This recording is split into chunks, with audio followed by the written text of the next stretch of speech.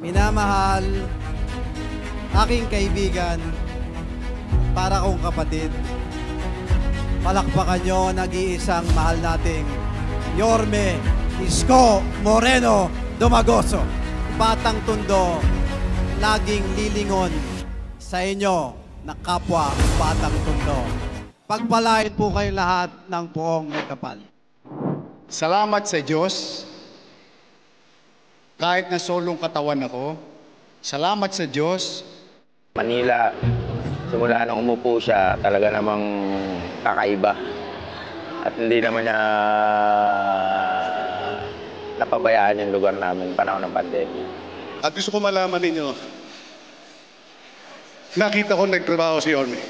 Kaya susuportahan ko maging alkalde ulit. Salamat sa mga taga Maynila. Binigyan ninyo ako ng pagkakataon. Siguro kung lilingunin ko kayo ngayon, hindi naman siguro dapat ikasama ng loob nila. Total, nabigyan ko naman na sila ng pagkakataon. Tama po ba? No doubt, no doubt, walang tutol. Nagtulungan sila, nagtulungan. Hindi natin maitatanggi yun. Pero ang tatay, na katulad ninyo, anak na katulad ninyo, ginawa ng tatay ang paraan ng hindi sinasabi sa anak. Hahanap siya at hahanap ng ipagtutusto sa kanyang anak. At hindi sa amin sinasabi ng aming ama kung saan niya kinukuha. Para lamang kami ay matustusan.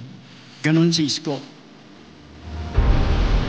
Hindi natin makukwenta yung ngiti, yung ligaya, kasi walang hanggang tuwa yun.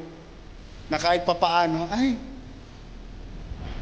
meron kami lahat, mayaman, middle class, may butante, nakahirate, sa karamdaman. Mahalaga pa rin siya sa lungsod ng Manila. Good luck po at welcome po ulit. Good luck po ngayon. Asa kayo sa ating kabarangay. Mahal ko kayo. Malaking nawa kayo ng Poong May Kapal. Manila! God first! Thank you!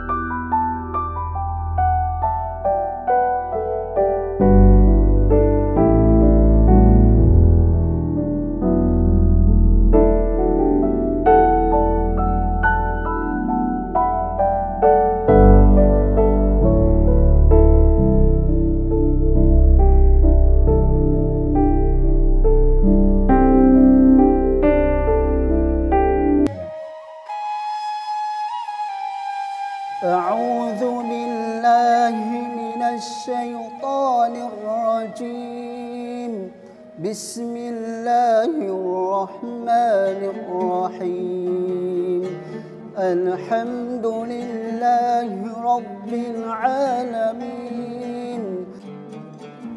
Mabilis lang po ililibing na agad kasi may paniniwala po kami sa katuroang Islam na may mga 3 bagay na pinagmamadali, hindi inaantala.